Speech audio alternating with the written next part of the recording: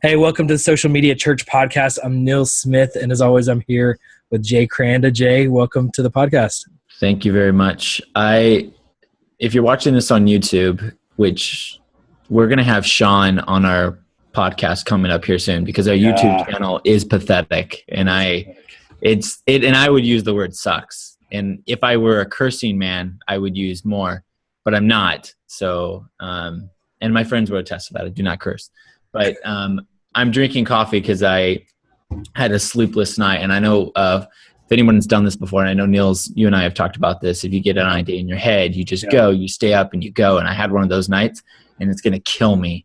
And my wife's probably going to be like bugged at me because around 7 p.m. I'm going to like want to die. But anyways, I'm excited to be on the show. There's so many things going on. We were just actually, we were kind of talking and we were just reading about this brand new update. So I wanted to just kind of go down the list of some new alerts that we've kind of been talking about in the world of media, social media, tech. And then we want to get into this big topic of sports media and really what can specifically even like the NBA free agency, some of the trends that are happening in media teach us the church. And so first off, let's talk about Facebook. Facebook released this brand new feature with their news feed.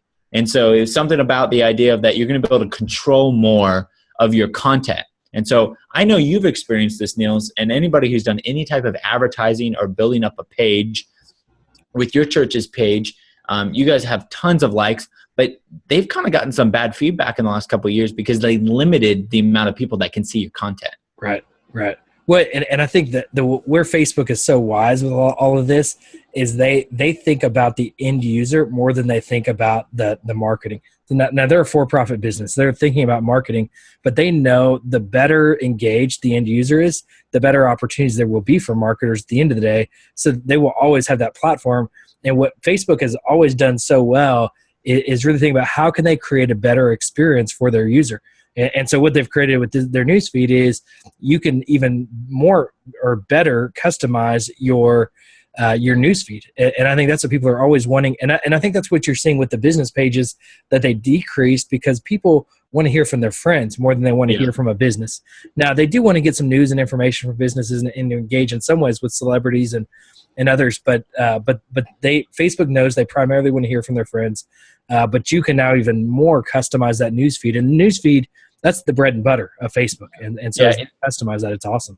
And what it feels like, and there's going to have to be, the community is going to have to play with it. People are going to have to get used to it. But I feel like what it's going to do is as churches, what you're going to have this big push. I feel like that will be wise that you're going to want to tell your community to make sure that they prioritize your newsfeed.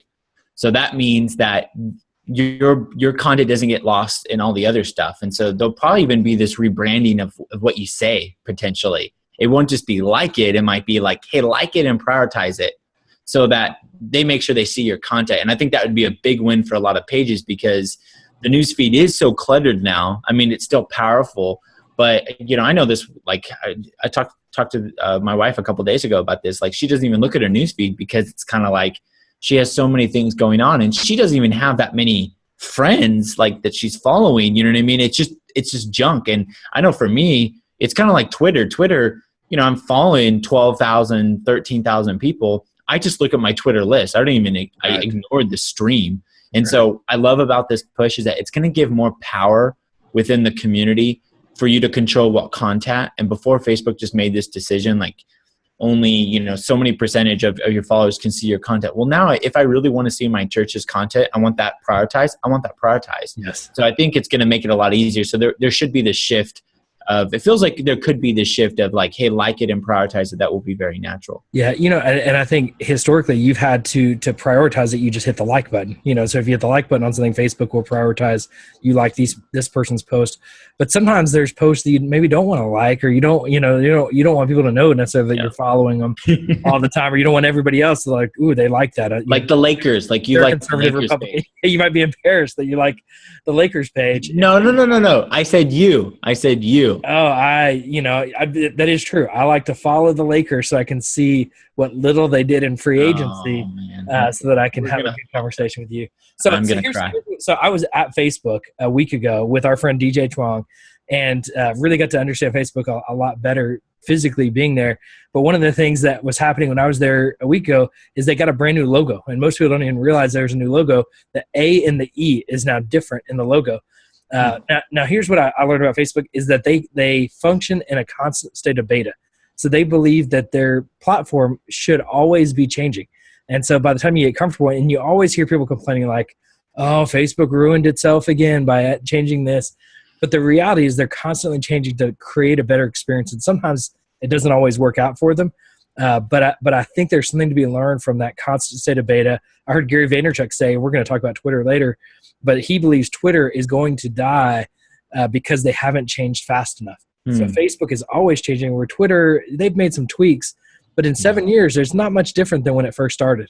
Interesting. So, being in the church, I think needs to learn that principle of we've got to constantly be changing because our world around us is changing fast. Yeah. Speaking of change, Amazon has a big announcement, and it's not really a change, but Amazon Prime is. And you're a Prime user, right? Oh, I've been a Prime user for a couple of years. Yeah, me too. I'm a Prime user as well. And I'm like a Prime everything. So in New York we have Prime Now as well. So it's part of. I get stuff in 1 hour here, but I we watch the Prime. We probably watch it more than Netflix. The Prime TV or whatever it is. We have the Prime Music. We've got the Amazon Echo, which we can play the music through. So we're monster Amazon users. So we don't know what's going to happen. So it's happening July 15th, which is the day this podcast will release, that there's Amazon Prime Day, and they say it's going to be better than Black Friday. Wow. We don't know what's going to be for sale, what it's even going to be like. I hear that there's going to be like 15-minute sales. So you almost have to be like ready all day. Jay, if something goes on sale and is like a crazy price, what do you want to buy? I just want to say the Wavos on Amazon to do something like this is awesome. Like they've created their own day, which is amazing. It is amazing. I'm going to be watching. The funny thing is I just celebrated like 5 years on staff at Saddleback. Wow, me too. I just celebrated 5 years, July 1st. Oh, really? Crazy. Oh, sweet. Things we don't talk about before we start recording. Yeah.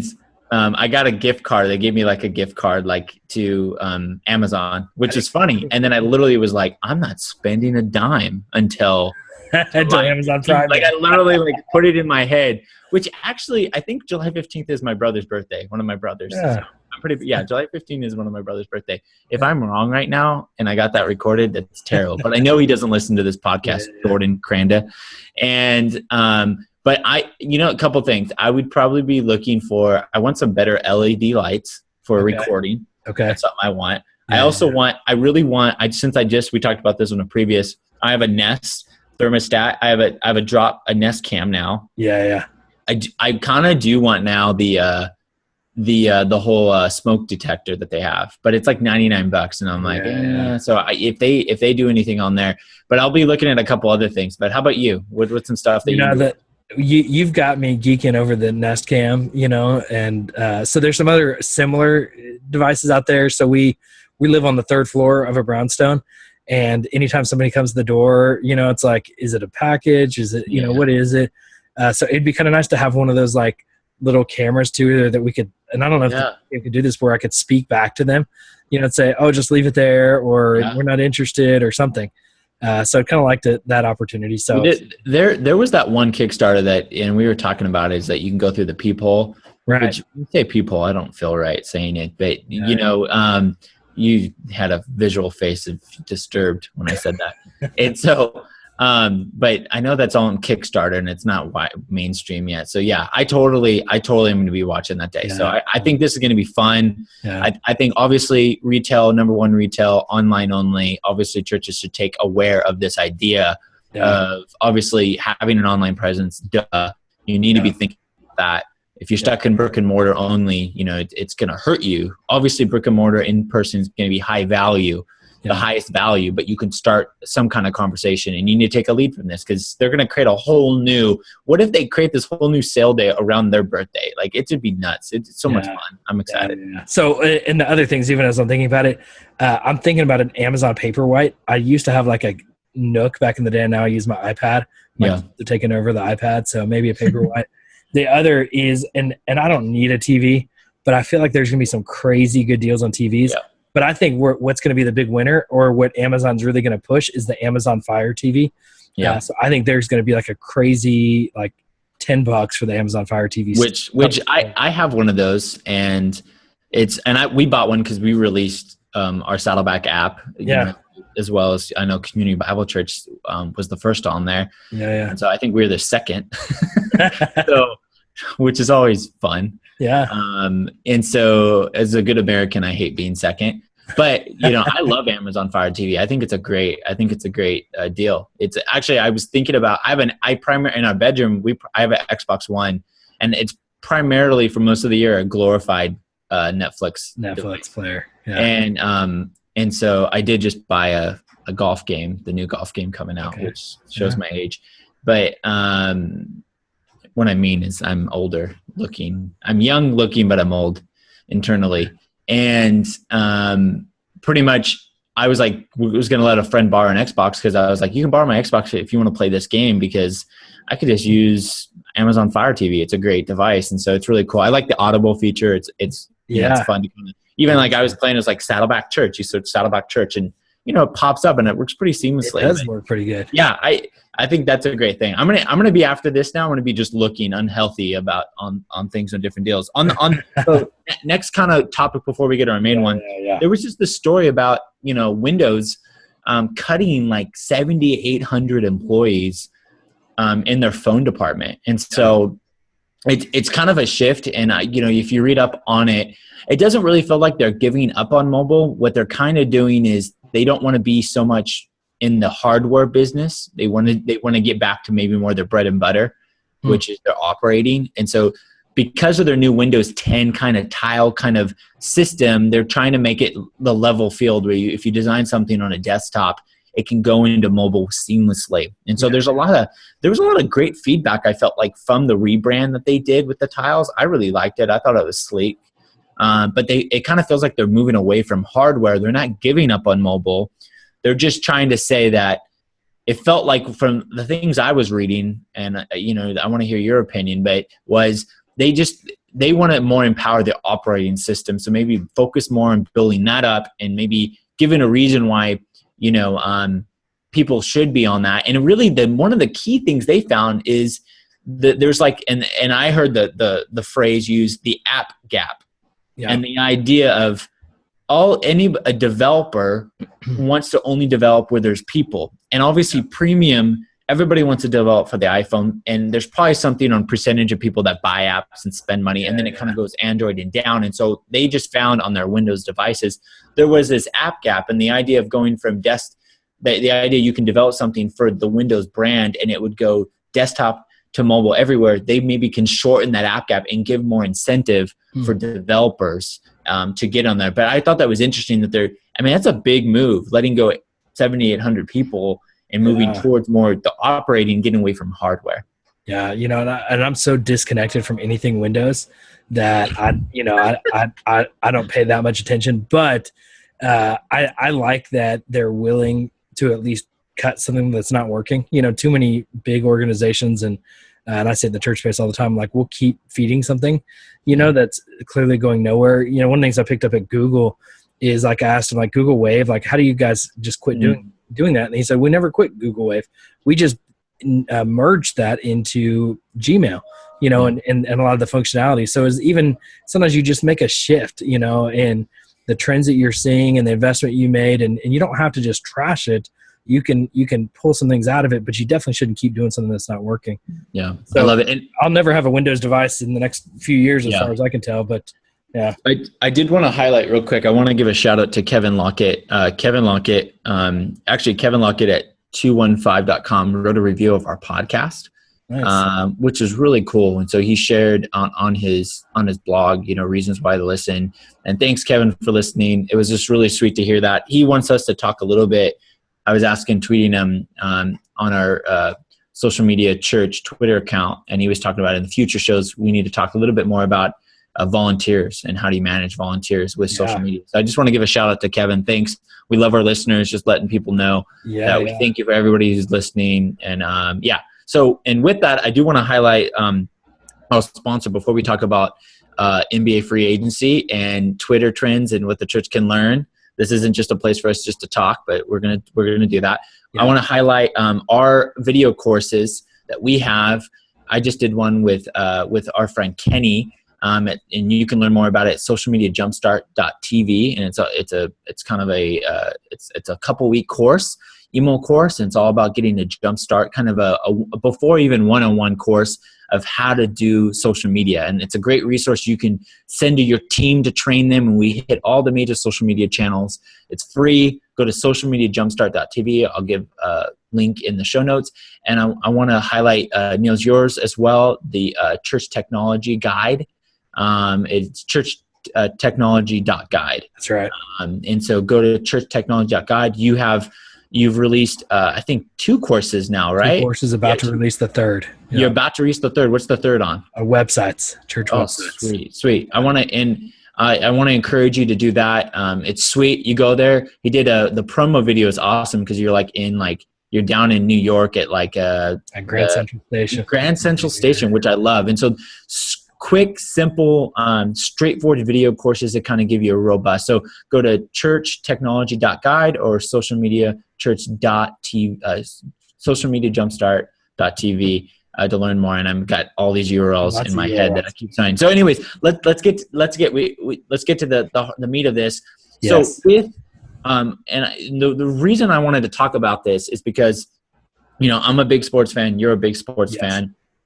Honestly, if I was honest, I would kind of go like NBA, and then I'd honestly say golf, then like football, baseball, soccer. Actually, soccer's probably above baseball. I don't know. I'm an Angels fan, local, but so I follow a lot of, what I love about sports is that I can kind of mindlessly listen to it while I'm working, and I work from home, manage my own schedule. So it's one of those things I can just kind of listen to, like a Colin Cowherd podcast or any, you know what I mean? Or I'm a big Bill Simmons fan, so I can just kind of listen and go. But what I've been really interested on is that we're in the midst of this NBA free agency. Yeah. And it's amazing because there's so much news going on, and really where the news is happening isn't so much on sites like Hoop Hypes, Rumors or whatever, or Grantland or whatever. There's more of a digest of it and an analyzing of the trends, but really most of the rumors are being broke on Twitter. Yeah. And even you see this on SportsCenter, there's live tweets. I was even listening to Ryan Russillo has a new podcast, a new show. Yeah. He just, him and Scott Van Pelt they not broke up, but they have their own deal now. And he was literally Ryan Russillo had this thing, and I hadn't listened to his show yet, and he was doing this thing that he has this rule during NBA free agency that you have to check your phone once during the show, and you have to break one live thing. And the idea was the news was happening so rapidly that even as they were recording the show, that they had to get on their phone, check text messages, check Twitter, and see what was going on. Wow. And I think there's something about the church being a little bit more, and here at Saddleback we use this fast, fluid, and flexible, and not wanting to get so spend so much developing the high content, like the assets and all that. You need all that stuff, but there has to be a place for the church to be a little bit more urgent and just send things out. Because on Twitter, there's a Twitter list that I follow, and I just recorded something with the Church Pro podcast with Brady. And I was telling him there's this Twitter list for Grantland writers. Grantland is a sports show, anyways, a sports online site. And those Grantland writers, all they do is break news, and they break it down. But that's where the news is happening. That feed is amazing. And I think there's something here that the church needs to be a little bit more honest and a little bit more quick about releasing things and not waiting to be so polished. I don't know. What are you thinking on this? Yeah, it's so tough, because I think about we're about to move into political season. We as a church have dealt with this last election, some, Facebook messages or Facebook posts that, even the news got a hold of and then misinterpreted because it was just quick, trying to get, just some thoughts out there quickly. And see, churches need to be careful, a lot of times with social media, but at the same time, you can't be so careful that you don't engage and that you don't just kind of be a part of what's happening in a live setting. And so you hear that with athletes all the time, teams want their players off of social media because they're getting themselves in trouble, but fans at the end of the day are loving it. And so you have, so I'm a Houston Texans fan. Arian Foster is one of the most engaging people on social media, and watching him, I'm more of a fan. It adds to the game experience because I feel like I know Arian, because I follow him on Twitter, and I've never talked to him. I've never engaged with him. It wouldn't surprise me if he were to reply to one of my messages. But I think through social media, pastors, and not that pastors are the same as an athlete, but I think that people can feel a personal connection to pastors and ministry leaders if they're engaged on social media, and specifically Twitter. I mean, I think that's where you're seeing with the NBA right now, this free agency season is almost more exciting than the regular season, because you're seeing so much movement. You don't know who's going to end up where, but you can see those people that are free agents interacting with other athletes, and how they interact with each other makes you feel like you're interacting with them. And so it's a really cool connection that they get. And so one of the things that, that kind of sparked this conversation was DeAndre Jordan going from the Clippers to the Mavericks. And then all of a sudden Jordan is like, there's like rumors that he may not want to go, but like there was like this verbal contract with like very visible people like Mark Cuban and Rick Carlisle and all this stuff. And so then there was all these emoticons going on, like, like Blake Griffin is tweeting emoticons like he's getting on a plane. And Parsons, Chandler Parsons on the Mavericks was saying like, you thought my pump fake was hard to guess, making cracks at DeAndre Jordan. And there was just all this tweeting going on. And then like Kobe Bryant was like tweeting like, what's up with all these emoticons, kind of coming off as an old man. And then he tweets an emoticon of 5 championships.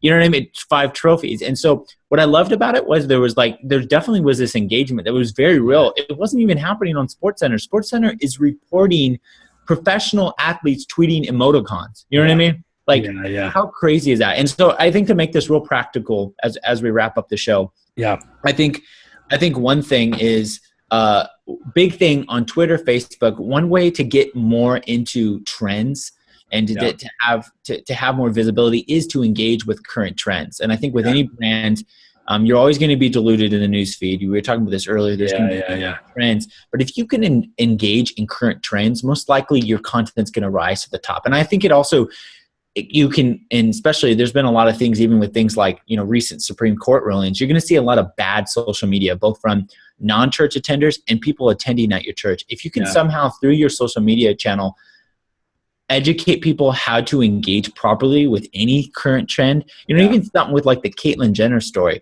there was a lot of bad witnessing going on.